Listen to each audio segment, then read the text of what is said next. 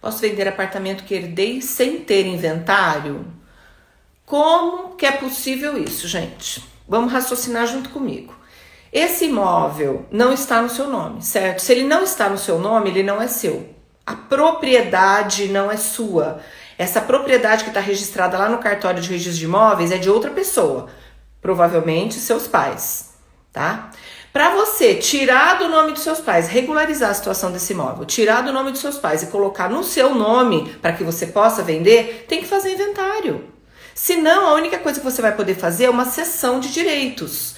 Então, você vai ceder os seus direitos para a outra pessoa que está querendo comprar. Mas vender, passar a propriedade para outra pessoa, tudo regularizado, bonitinho, isso não tem como fazer. Para isso, tem que fazer o inventário para tirar do nome dos falecidos e colocar no nome dos herdeiros. E os herdeiros vendem.